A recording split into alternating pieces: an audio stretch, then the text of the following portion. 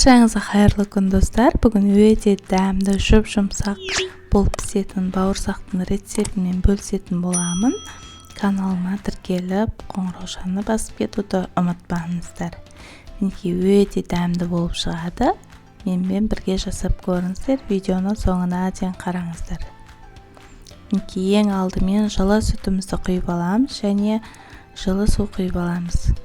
Сосын ертілген сары майымызды құямыз, сливочный. Сосын тұзымызды 1,5 қасық тұз саламыз. 2 қасық құмшекер саламыз. Жақсылап араластырып алып, дрожжымызды саламыз. Дрожжымызды салып болған кейін, електен өткен ұнымызды бірденен салып жібермеңіздер, шетінен салып қамыр илейтін боламыз. Өте керемет болып шығады. Дәл мен видеомдағыдай жасап көріңіздер. Видеоны соңына дейін қараңыздар. Мінекей осылай шетінен салып, қамырымыз қоюланған кезде қолмен илейтін боламыз. Керемет болып шығады. Сіздер де жасап көріңіздер. Жұмсақ қылып илеу қажет, қатты болып қалмау керек. Мінекей осындай жұмсақ қамыр илейміз. Және 20 минутқа қойып қойсақ, 20 минуттан кейін ашып шығатын болады. Мінекей 20 минут өтті. Енді қамырымыз мінекей қараңыздар. Өте жұмсақ болып шықты. Ашыды. Енді осыны бөлшектерге бөліп шығатын боламыз. Бөлшектерге барлығын бөліп, осылай зуала жасап шығамыз. Менде 6 зуала шықты. Енді осы 6 зуаланың барын осылай жасап шығамыз. Достар, каналыма тіркелмеген болсаңыздар, тіркеліп, астына комментарий қалдыруды ұмытпаңыздар. Кейін шетінен жайып шығатын боламыз. Қалың емес, жұқа емес, орташа етіп жаямыз. Жұқа етіп қоймаңыздар, өйткені бауырсағымыз қатты болып қалады.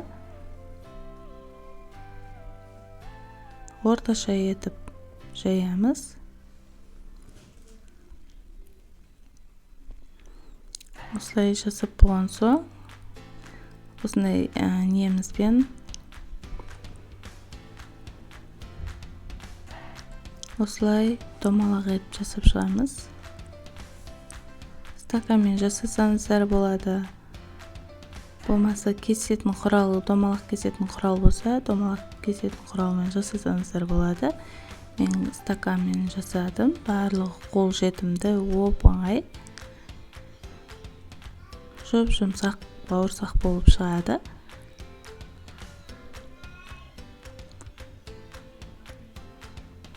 Мінекей осылай шетінен жайып, стаканмен басып, домалақ етіп кесіп аламыз барлығын.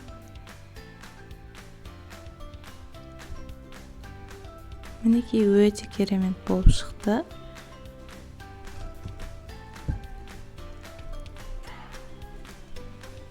Осылай барын бөлшектерге алып, қалғанын зуала жасап қоямыз. Мінекей қызып тұрған майымызға бауырсағымызды пісіріп алатын боламыз. Осылай пісіріп аламыз.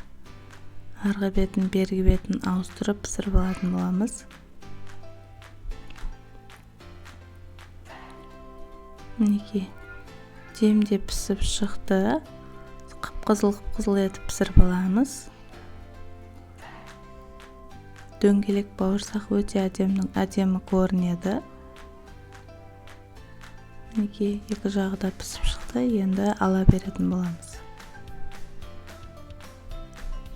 Бауырсағымыз дайын. Келесін саламыз. Келесін тура сондай етіп жасаймыз. Мінекей бауырсағымыз дайын болды. Сіздер де дәл менің видеомдағыдай жасап көріңіздер. ас болсын. Видеомды соңына дейін қарағандарыңызға рахмет.